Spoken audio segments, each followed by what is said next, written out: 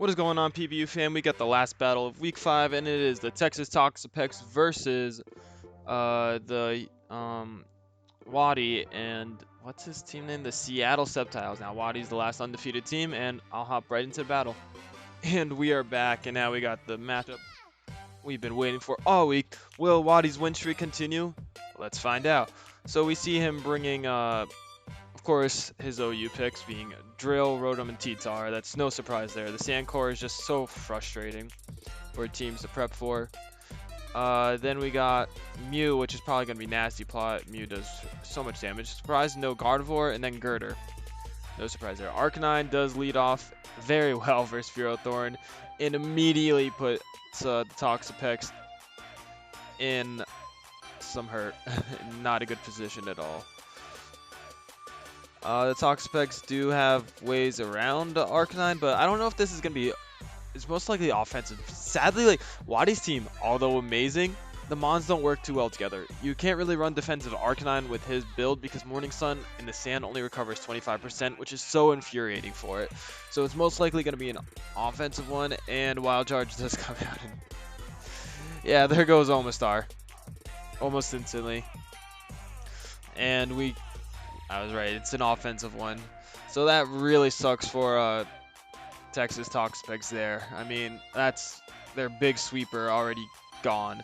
I mean, there was a Mach Punch from Girder, so Omastar wouldn't be doing too much work. I mean, Torn T is bulk up on his team, and it does very well. You just need Rotom chipped a little bit. And it's good for Arcanine getting that chip damage, weakening it to 50%. He wants to keep it alive for some reason. He traces the Intimidate, which is huge for Porygon 2. Now Porygon 2 allows Arcanine to dwindle down to just above 60% health, and once rocks are up, that Arcanine it's going to have some trouble switching in and applying the pressure. So it was smart for Wadi to lead with it, I guess.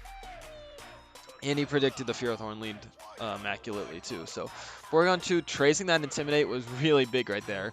Probably has Recover, Ice Beam, I know it has Signal Beam. I forgot the last move. Is it Toxic? Foul Play? One of those. But we're going to see what happens here. Porygon 2 has all the offensive momentum in the world. No fear of knockoff this gen, which is such a blessing for it. Excuse me. Girder won't... Girder does match up pretty well. T-Tar comes right into play, brings up the sand on a Signal Beam. Super effective doing 13%. I mean, it's a Tyranitar in the sand. It has that 1.5 boost in Spadef. I miss how good T-Tar is. It's just not the same with it being not as good in Sword and Shield right now. We're going to see what happens here. Tyranitar's in. It's probably going to set up the rocks. I mean, it could be Frankie's chance to set up a Stealth Rock, and he does capitalize on it, and he gets in his Ferrothorn. This is really, really, really big for him as getting up the rocks. Like, will let Tornadoes at +2 acrobatics. I mean, it's going to need 2 bulk ups to be able to do some work to try to get that Oko on Rotom. We also have Hitmonchan is also a really nice pick right here. I mean, he's going to get it up the rocks, but like, sorry, my dog's barking. We got some food. It has a good matchup here, and we'll be able to spin away the rocks. I mean, it does invite in Mew, which it cannot be put into words how bad it is. Arcanine's brought in the Intimidate, but the rocks are set up, and honestly, that's a win for both sides. Arcanine gets in to apply that offensive pressure. I mean, Ferrothorn, while it's so good that it needs to be kept healthy for Drill and T-Tar, it just matches up so poorly, like, against the bottom 3. Top 3, it walls them. Bottom 3, it loses to all.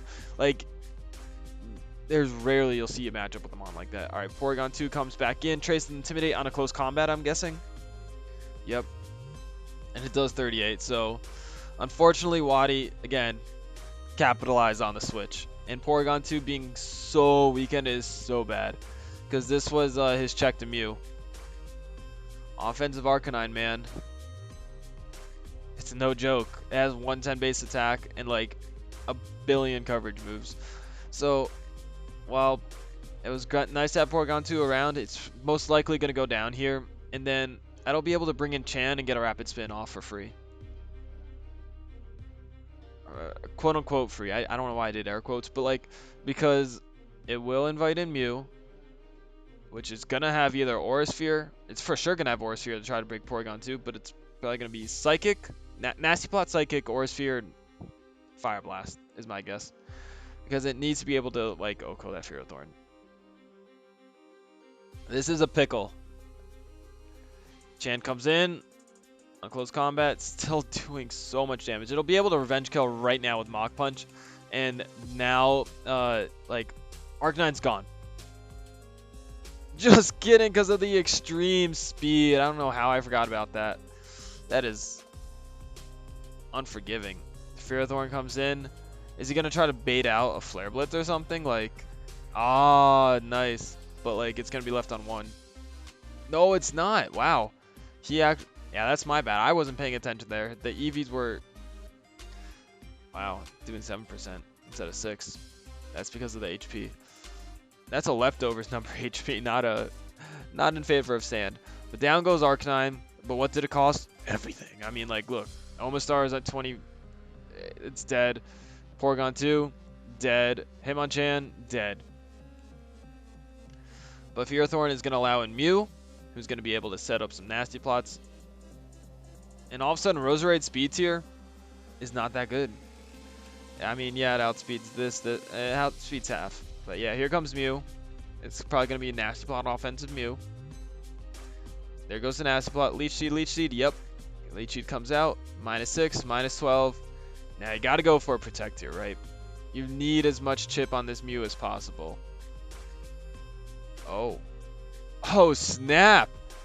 Now that was some good prediction gang right there. And go for another Protect right here. Is that it for Mew? Dude, this is huge. This is really... All of a sudden, this Mew that was such a threat, did it just go down? Did this Mew just go down? Holy shit. If you just go for Protect here, because it takes... he's not letting it. It might be Spin Drill on Protect, yeah. If it is Spin Drill, that's unfortunate. You hate to see it, but like, would he really... Oh, it's a leftovers drill. Is it Bulky Drill? Dude, imagine if it's Sand Force. This might be Bulky Sand Force. Sand Force, instead of raising the speed, it raises your damage output by 1.3 on... Or 1.3 or 1.5 on Steel, Rock, and Ground moves. He's yet to bring it, I think. That doesn't look to be Sand Force. I want to see if I'm... Is it 1.3 or 1.5? 1.3.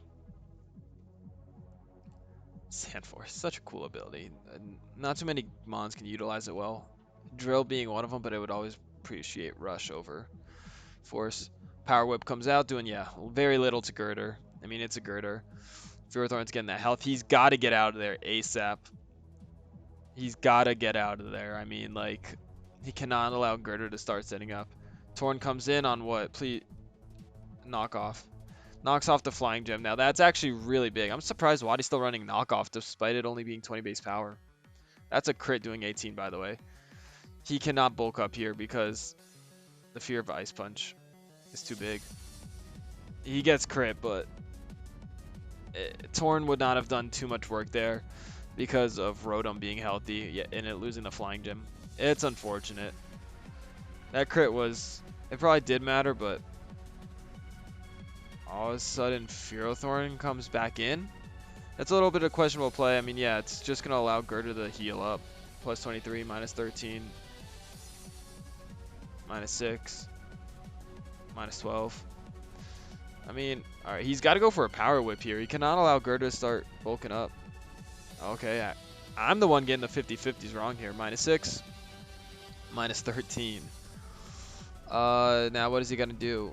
He's going to go to Roserade to try to capitalize. It's a fragile Roserade. Alright, Drain Punch comes out. Plus 25, minus 12. Power Whip, minus 29.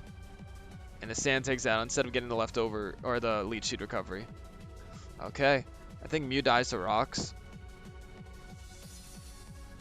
Wow, this game is crazy, not gonna lie.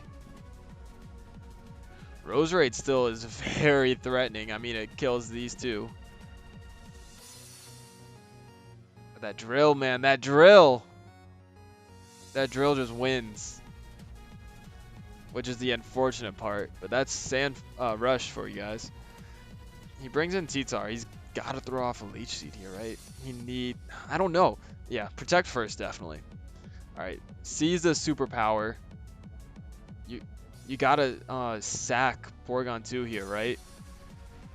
You need Fearothorn to like try to. I don't know. This is so tough.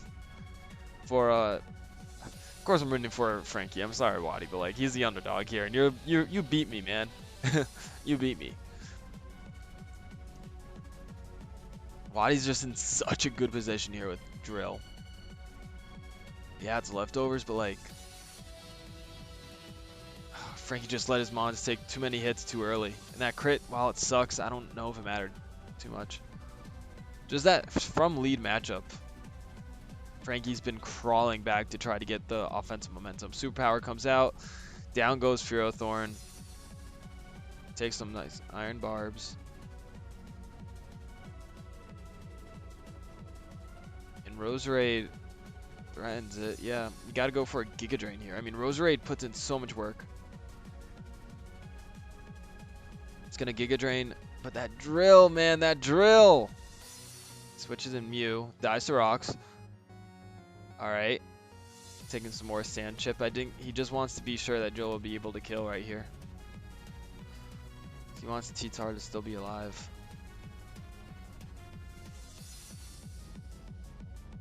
Was never able to get up a T-Spike, but it didn't really matter too much. Out comes Big Papa.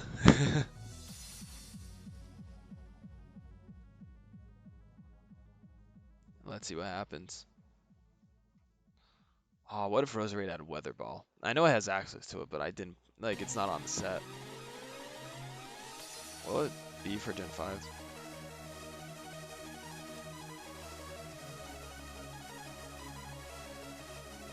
Can I do Gen 5? Ironhead. Roserade lives. Throws off a Leech Seed instead of going for immediate damage.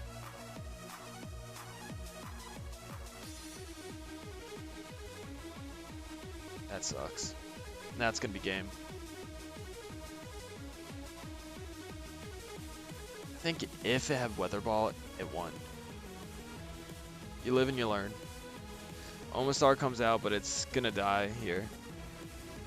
Frankie almost pulled it off, but in the end, the late game Wait.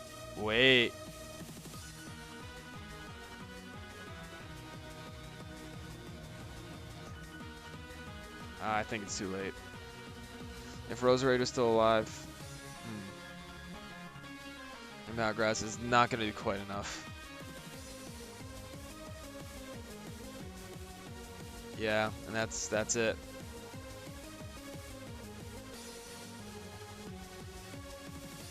He came close. Nothing's going to be as close as the boss of Braviaries. It literally came down to a sash. But in the end, Waddy prevailed again, as we knew he would. I mean, I'm not going to say we knew, but like, it was close. Good game.